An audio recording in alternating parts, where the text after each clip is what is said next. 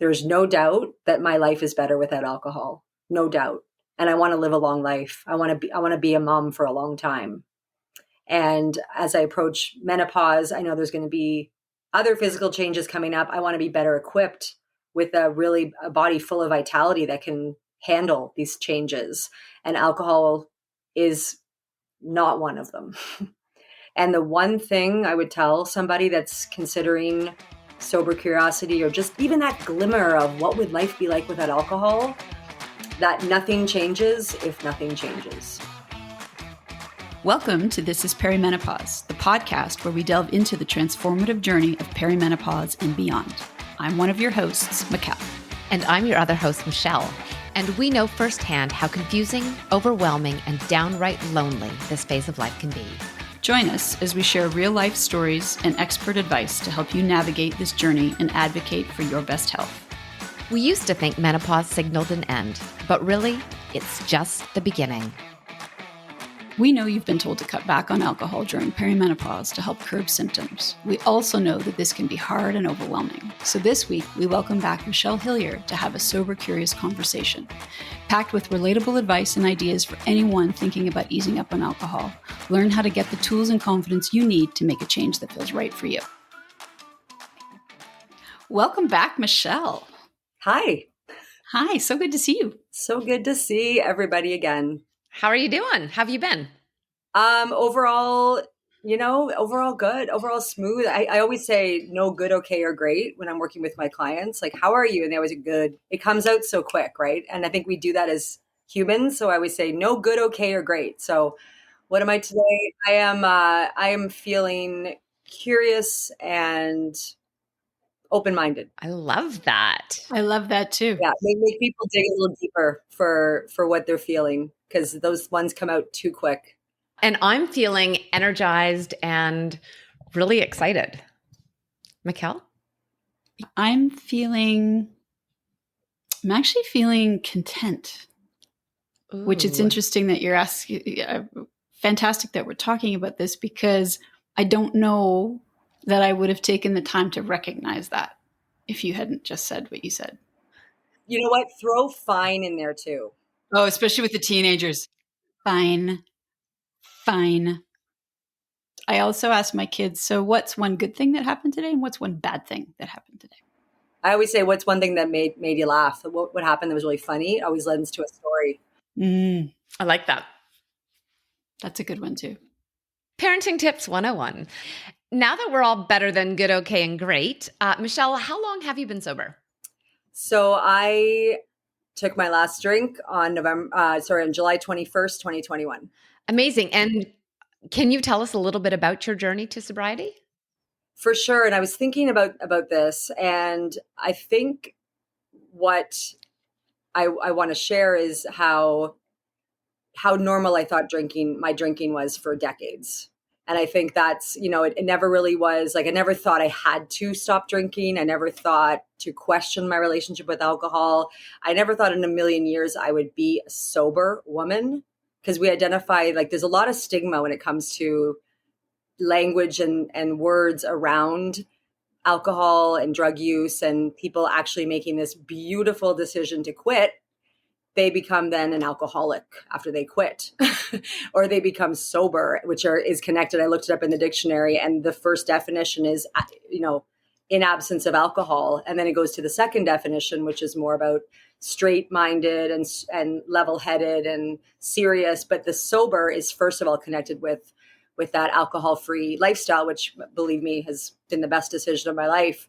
This idea to become sober was not ever part of my path until I was faced with it during the pandemic, when I was making the decision to use alcohol as a tool for numbing and escaping the shutdown of the world. It was, everyone had their own vices and their own things that they did, I'm sure, during the pandemic. However, I leaned into my favorite one, which was drinking, which had a really positive connection to, like, my whole life, like teens, 20s, 30s, kind of shifted a bit. It changed a bit during when I became a mother, and my identity really was shifted, and that became a part of it. But when I connect the dots I drank more when I was pulled out of my authentic self, and when I was pulled out of when my identity was shifted.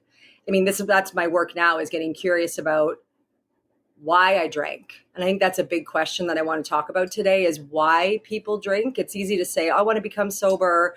I want to quit drinking. It's going to be better for my health, better for my lifestyle, better for my parenting, better for my job, all these things. But why were you drinking? Why pour that glass of wine? What was the need to take the edge off? What's the edge you're taking off? These are the really bigger questions that I'd love to see women investigate at this age in in this age and stage of our lives, because that'll start connecting dots even clearer.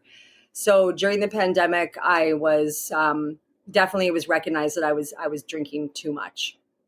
I was aware of it. I was like, I am turning to this way too often, out of boredom, out of isolation, out of unhappiness. And I had to surrender to this idea of giving up alcohol. So I'm not saying sobriety yet, because giving up alcohol was big. Okay, I'm going to try to give this up, which led to a 30-day treatment center, which I never in a million years thought I'd be in a rehab of all places. But it was the best 30 days of my life for me to investigate myself alone, away from my family, away from my alcohol and anything that was, alluring to me to escape to. And it gave me a chance to be educated on alcohol and addiction, and realizing the truth that I did have an alcohol use disorder problem for a long time. I did have what I was diagnosed as substance use disorder in an extreme case. Now, they ask you these 10 questions when they're figuring this out for you. And I thought, geez, most of my friends would answer 8 out of 10 of these questions yes as well, because of the normalization of drinking. Have you ever had more than 2 drinks in one sitting? Have you ever gone 3 days drinking in a row? They're very simple questions, but it was also alarming that this identifies someone as a substance use disorder. So while I was there, though, again, learning all this education of alcohol, not being around it, being, quote, sober. But after getting home and not working a program and not really doing the work that it takes to figure out why I was drinking, I relapsed after 7 months. Wow. Then the real sobriety, that my real sobriety date is that July 21st, 2021. But that relapse was a gift from a little little whisper from the universe saying, remember, because I thought I could drink normal again. I thought I wasn't diving into the why. I'm like, I thought I could do it again, which led to a month of just going back to the same patterns, escaping my feelings, numbing things out, changing the way I feel. And it wasn't until I realized more about myself and did this super deep inner work and really grew spiritually that I was able to realize that I know why I'm drinking now, and I don't want to anymore. I want to focus on me, and my inner work was too important. So that was the last drink. So that was sort of the journey to sobriety. I attempted it, which is very common. If you look at the data that's out there of Canadian treatment centers, 94% of people relapse in the first year. 94. What's the care after the treatment center? What's the program there? That is actually the most important. And that's the work that we'll chat about a bit later with my 90-day coaching program, is the aftercare after rehab. Michelle, I also stopped drinking during the pandemic. I think maybe we talked about this in our first podcast together. And I stopped not because I needed to, but I recognized that alcohol at that time, I was very perimenopausal and didn't quite realize what was going on. But I was quickly realizing that, if I was having even a glass of wine, I was choosing not to sleep that night. And homeschooling and the stress of the pandemic in general, I recognized that alcohol, while it maybe felt good in the moment, was actually making all of that worse. So at the time, I didn't know the term sober curious, but you've introduced us to that. Maybe you could tell us a little bit about what sober curious is. Yeah, it came into my sort of path a couple of years ago while I was in recovery and while I was sober. And I thought, was I sober curious? 100% I was. Even 15 years ago, I remember being at a retreat and doing a big meditative visualization exercise called The Perfect Day. The minute you wake up, what do you see? What do you smell? Where are you? And then you actually get yourself out of bed. You make your way to a mirror. What do you see? And I vividly remember the word vitality hitting me, that I look like in a perfect day, I look full of vitality, my skin, my physique. And what came in my head was, and I'm not drinking. And then the other little voice said, of course that can't happen. Like, what do you mean that you're not going to stop drinking? That was my first like whisper of sober curiosity. That is a sober curious mindset, where you're thinking about what hopefully the benefits, how would my life be enhanced if I didn't drink alcohol? And I guarantee you women could name 10 reasons why. And especially approaching perimenopause and this age, they probably would say things like sleep would get better. I'd be less agitated. My skin would look better. I would probably lose a bit of weight and wouldn't eat that falafel or that piece of pizza at 2 a.m. when I'm drinking, or, and, I would be, I would just I wouldn't have, fights with my partner. That's when we always argue when I'm drinking. Like, there are so many benefits. So that's that curiosity. People might not do anything about it right away, or even in months, years, but they're curious what life would be like and want to do an investigation internally, what life would be like without alcohol. That's how I would like to define sober curiosity. And more so zoning in on like, what's my relationship with alcohol? I love that when that was framed to me. If you can ask women, what is your relationship with alcohol? And you know what? I'm also want to be here really clearly saying that there's nothing, like, I'm not on here to say everyone needs to get sober at all. Because some people's relationship with alcohol is fine, but be honest and investigate it. Yeah, I still have a drink, but it's no longer part of my routine.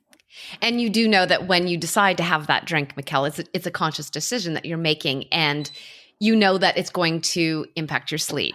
Yes. It's going to bring about my anxiety. I'm going to have the blues the next day. And that sucks. That's the absolute one of the worst. I can't stand that symptom. You have such a great night, and then you wake up and Monday morning and I'm anxious and sad. It's ridiculous. Yeah. And that's that like anxiety it's referred to sometimes. Ooh. It's the overstimulation of all the chemicals that come up when we're drinking, like, the serotonin, the dopamine, oxytocin. It's all the feel good stuff, but then the depressive side after.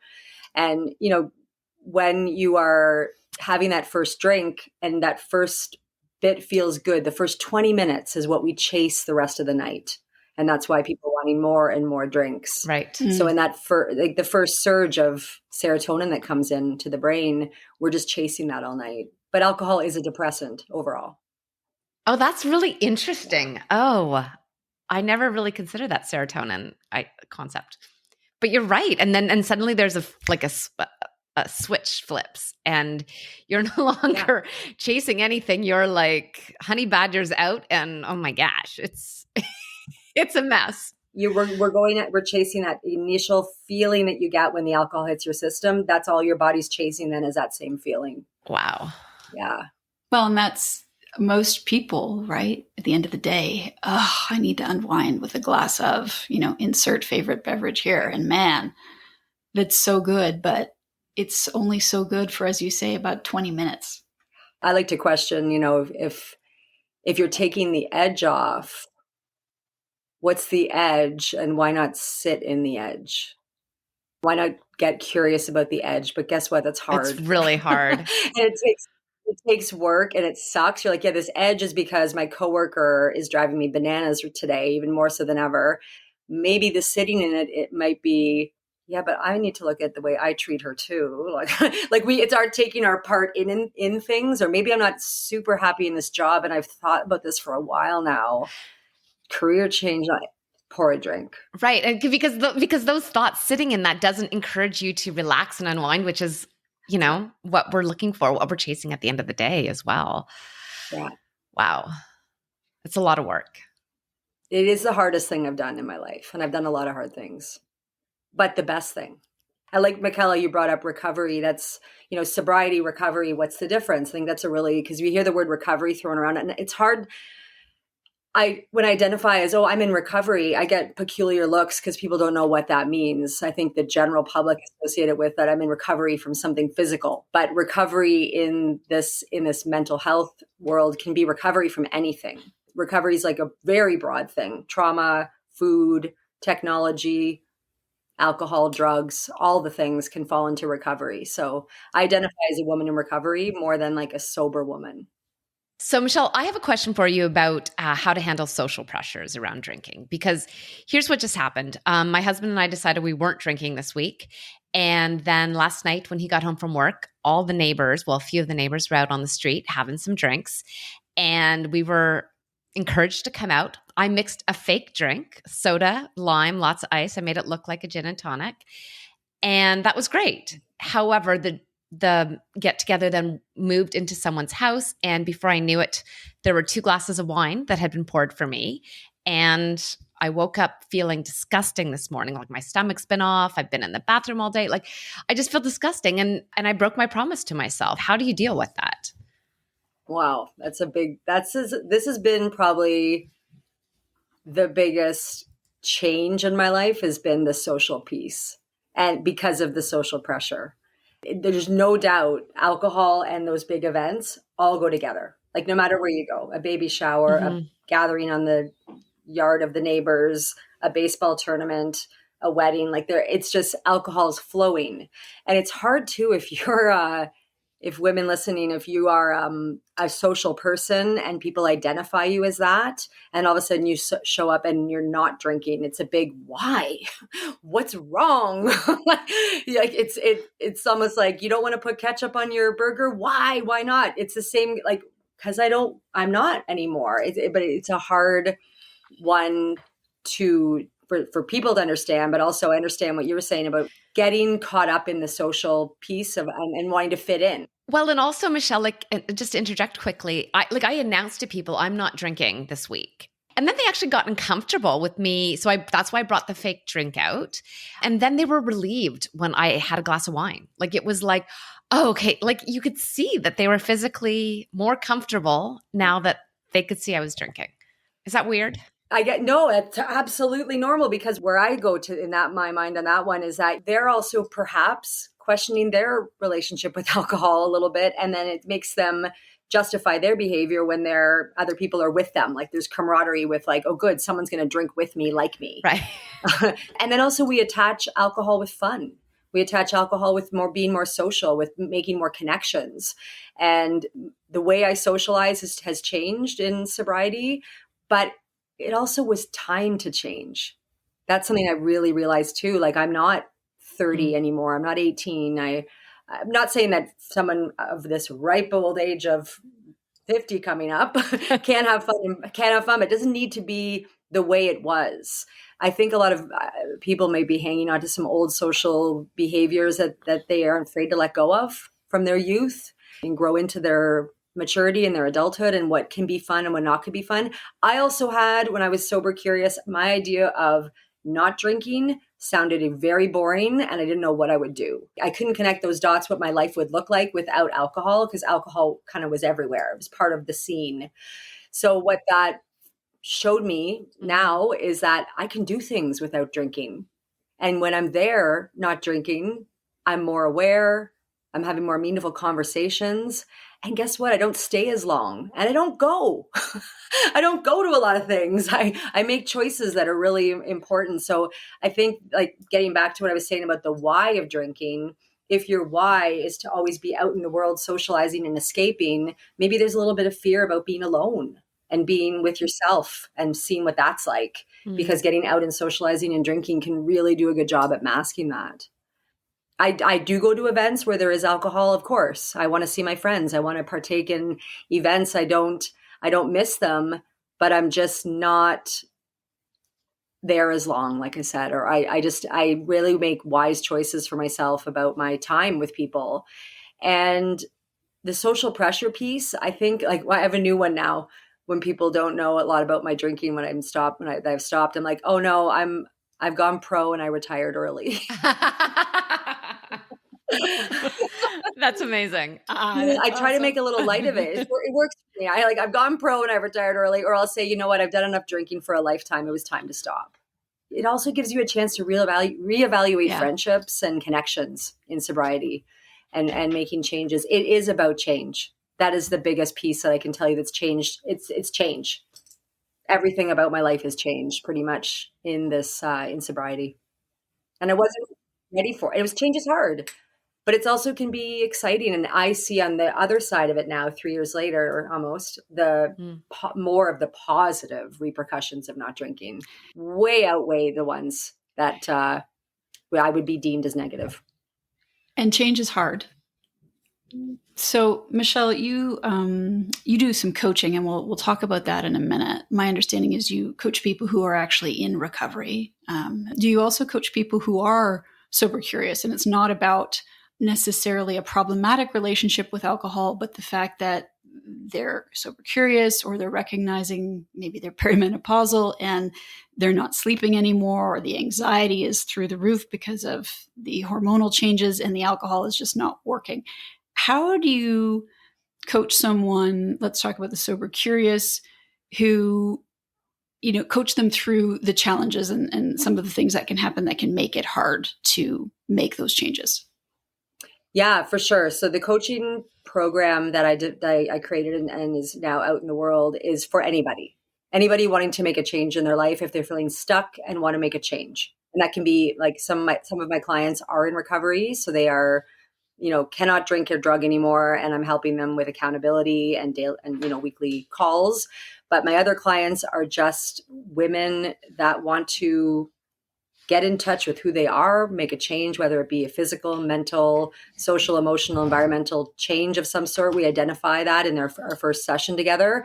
And alcohol does come up in a lot of the physical evaluation piece of their wellness domain, where they say, yeah, you know what, I would like to look at my relationship with alcohol. I probably drink. I don't want to do the daily drinking anymore. It's just something I would like to cut down on.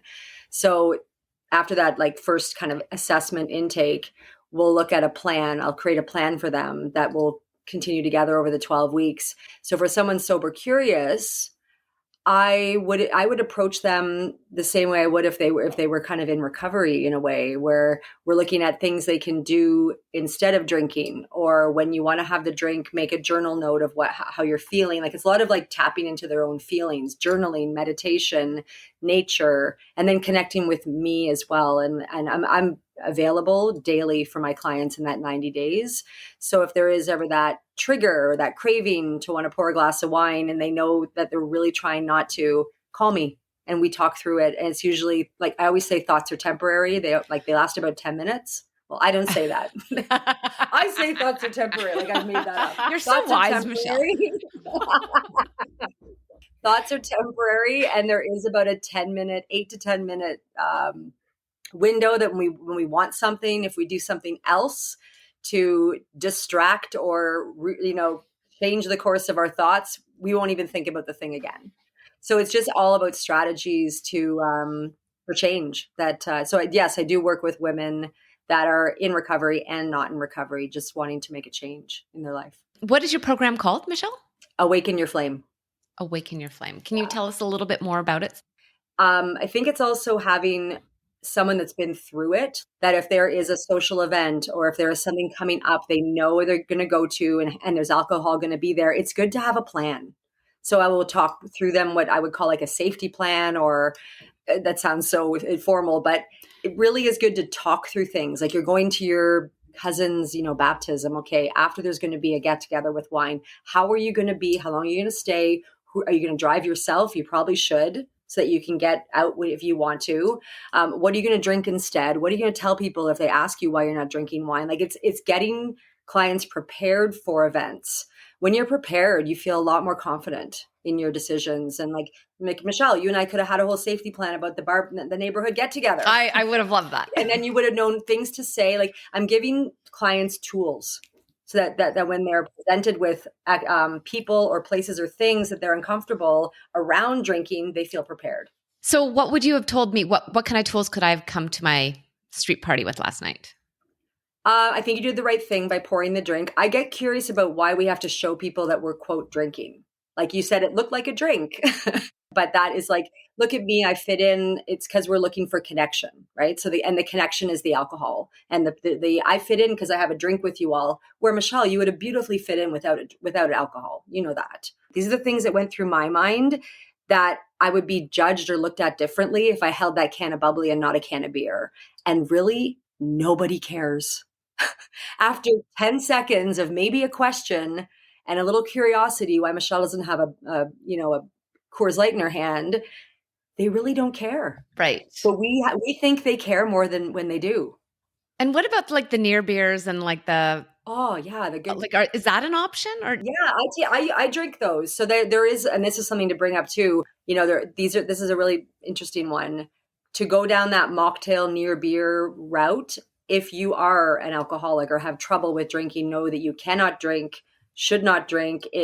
I would recommend to stay away from anything like that for at least a year of your sobriety, because there's too many mental connections to the flavor, and I'm saying this from experience, ladies. In early recovery, I bought those Partake fake near beers and I cracked 4 in a row and drank them. I thought, okay, this behavior is the same. right? The flavor's the same. I just not getting the results. So my coach and I at the time were like, let's ditch the near beer. I'm like, and I didn't touch it. I let it go, no problem. Now it's like a treat. If I'm at a restaurant and they have a non-alcoholic beer on the menu, I really enjoy it because I like the flavor of it. If that's something for a neighborhood party or anywhere, if there's that option, 100%. Yeah, I take the zero Coronas to baseball. Those are my favorite. They taste exactly like so good. And I like the taste of beer. I'm not doing it because I'm replacing it, or a social pressure to fit in. I like the taste of beer. The Peronis are really good too. Oh, I haven't tried those. Peroni makes an amazing non-alcoholic beer. Oh, we should just do in the show notes, Amy. We'll do a list of amazing non-alcoholic options. And in Toronto, at least, like restaurants, the mocktail menu is just as robust as the cocktail menu. Same with, I think same with Waterloo. Yeah. Yeah. It's nice to see. And that's a great, for the sober curious listener, that is a great option to try to, if you like the taste of mocktails and cocktails and beers, there's lots of options out there for you. The thing is, if you're thinking and getting curious about your drinking, that's a number one telltale sign that you maybe have a problem. And that was me for a long time. I mean, I even remember in my 30s, so going back 20 years now, that I would think, why do I drink more than everybody else? Why do I want the after party to always keep going? I had those thoughts. Michelle, curious, how long after you stopped drinking did you feel the benefits of that? Or how long did it take for you to say, wow, the way I feel is so much better not drinking than the way I feel when I'm drinking? Oh, great question. I would say the first month was my body sort of just getting like recalibrated with it. I mean, maybe a form of detox, because even if you're just a daily 1 glass of wine, your body still it needs to be detoxed. It stays in your body a long time. I think I read something like 6 months before the alcohol is fully out of your complete system. Like if you were a heavy drinker.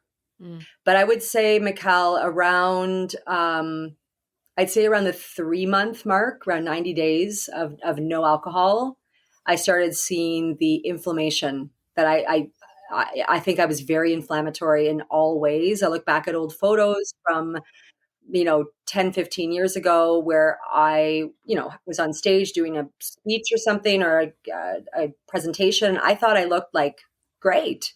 And I'm carrying so much inflammation. It's not just puffiness. I look inflamed. Like my body just was carrying a lot of that weight. And so I felt like that all sort of went away within 90 days. I was sleeping a lot better. I finally realized what like restorative sleep was like. I think I was waking up every hour or something Right. my whole life and realizing, just thinking I'm a bad sleeper. And that was just what I identified and labeled myself as. Oh, I'm not a great sleeper.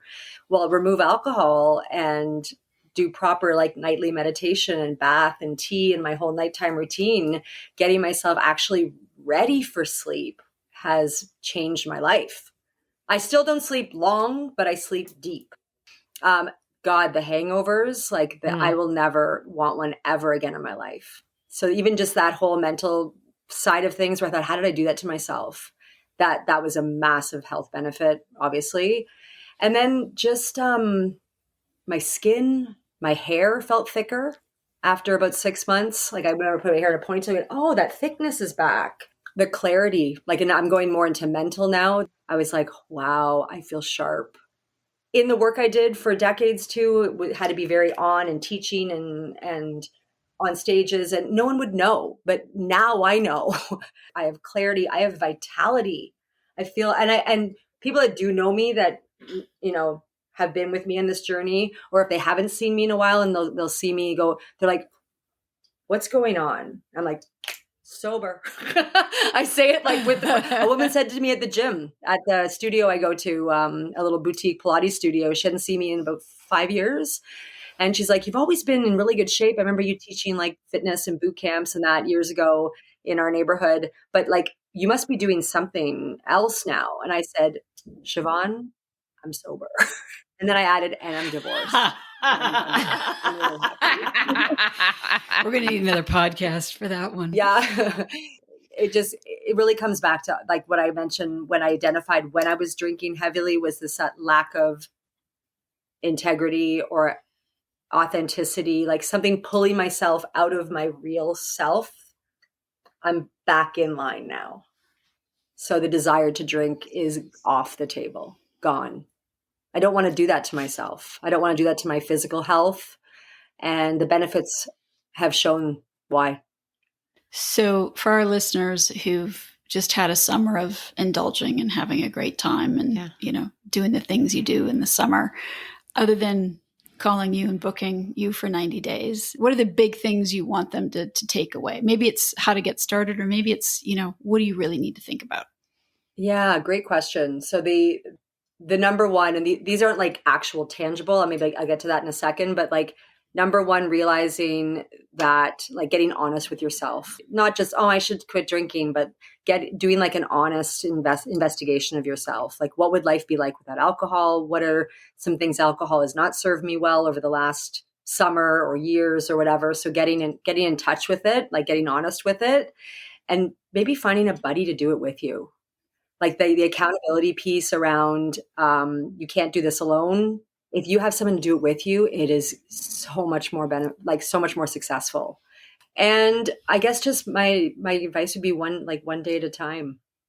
Like it is not a thing you're like, I'm done drinking now forever or this month or this way. How about just one day? I'm not drinking today. And then those days end up adding up to weeks and months. And before you know it, it's been 6 months. So that is, that's straight out of the, big book of Alcoholics Anonymous, but it's a beautiful saying, one day at a time. And my answer when people say, are you never drinking again? I just say, not for today. And it applies to everything in life, right? Yeah. Yeah. I love that. Michelle, is your recovering coaching, is it like I'm just curious, is it like an actual certification or like what, can you tell us a bit about that? Yeah. So I'm a certified recovery coach with Recovery Coach University out of the US. Very cool. Yeah. So my coaching involves the weekly call one-on-one with the client, but also I have a group session on Wednesday nights. It's Wednesdays now, it could change, where we do an embodiment practice together and then talk about a topic. So a breath work, meditation, gentle movement. I call it Awaken Your Flame. So that's part of their program as well as access to that group session. And so the coaching involves yoga, breath work, meditation, and I'm certified in all those as well. And can anyone anywhere join? Anyone, anywhere. It is absolutely virtual. So we do our calls over Zoom, and it's it starts with a 90-day and then can continue after that, like a 6-month, 12-month to keep going, because 90 days is that, big habitual change breaker time and I'm there with you, I always say, like, I'm on your team. Like, we're doing this together. And it's really hard to find a coaching program with daily accountability. And that comes in the form of a text or a WhatsApp message, but I'm in there. I'm in your face every day. No, I'm kidding. Not that aggressive, but I am there. I'm available as a touch point every day for those 90 days. Cause you really do need someone that's got your back if you're making a big change. Cause it's a lot of uncertainty and it's scary, but I'm there to coach them through it. I think for a lot of people, thinking about or considering stopping alcohol can be really scary. What would you say to people about that? Yeah, wonderful question. It can bring up a lot of judgment from others or for yourself if you're deciding to quit something, because you're identifying that you have a problem and no one wants to be thinking they have a problem with something that they can't control, right? Why can't I just quit this on my own? And especially if you've tried to quit unsuccessfully and you need extra help, it's scary to think about, God, do I really have a problem with this? And I guess my answer for that would be, if you can find a confidant to get you to you can share it with, that you want to reach out and get help, but also realizing that you are not alone in this at all. And like, there are people struggling with any sort of substance or alcohol in particular, that you definitely are not alone in your thoughts, but knowing that you're making a decision that's going to better your life. There's no doubt that my life is better without alcohol. No doubt. And I want to live a long life. I want to be a mom for a long time. And as I approach menopause, I know there's going to be other physical changes coming up. I want to be better equipped with a body full of vitality that can handle these changes. And alcohol is not one of them. So you just knowing that you're making a really positive change for yourself and for your future and the ones that love you and that you love, that is motivation enough to do that. And the one thing I would tell somebody that's considering sober curiosity, or just even that glimmer of what would life be like without alcohol, that nothing changes if nothing changes. It's about change. So if you're doing the same old thing day after day and expecting results to happen, it's not going to happen. It's actually the definition of insanity, isn't it? Yeah. The definition of insanity. Exactly. And for our listeners out there, if you're curious and you're feeling scared or you're not sure, you're intimidated, just send Michelle an email. She's awesome. And you know what else I want to mention too is all the work I do with clients is completely anonymous and private. There's no need for loved ones to be involved. Yeah. If you don't want them to be, this can be your personal journey and we can just do it together privately. I have one last question, Michelle. What if we have someone in our life? So it's not, obviously we've figured out that I need to do some work. But what if we have someone else in our life that we feel that they may need some help as well? How do we, is there a way to approach, is there good questions to ask? Like, how do we start the conversation with our loved ones? My advice is you always give them the number and the option to call. Never would I just call somebody. It has to be them. It has to be the willingness to come from them. But I think what really connects Michelle is sharing that I've gone through it. The minute I talked to people when I was struggling and before I went to the treatment center, me talking to other women that have gone through it, like friends of friends, did something, even though I was still resistant and didn't want to, something sunk in because they've gone through it and it worked for them and I want what they have. There's something about that person. I want what they have. And so it's curiosity. It's about them reaching out, but if there's someone in your life, anybody listening that you think might benefit, just to talk. There's no identifying, there's no labeling, nothing. You can just absolutely share my contact, Instagram, email, or phone number, and just say, Michelle has been through this, and she's a completely trusted source just to talk to. If you want a number, call her. And I'll always answer the phone. I love that. Thank you. So inspiring, Michelle, as always. Wow. That was incredible. Thank you. Thanks, Michelle. So great to see you. Welcome. My pleasure. Thanks so much for listening to the show. If you like what you hear, please take a moment to rate and subscribe to our podcast. When you do this, it helps to raise our podcast profile so more women can find us and get a little better understanding of what to expect in perimenopause. We also read all the reviews, the good, the bad, and the ugly, to help us continuously improve our show. We would love to hear from you. You can connect with us through the podcast, on social media, or through our website. Our information, as well as links and details from our conversation today, can be found in the show notes. This podcast is for general information only. It's designed to educate, inspire, and support you on your personal journey through perimenopause. The information and opinions on this podcast are not intended to be a substitution for primary care, diagnosis, or treatment. The information on this podcast does not replace professional healthcare advice. The use of the information discussed is at the sole discretion of the listener. If you are suffering from symptoms or have questions, please consult a qualified healthcare practitioner.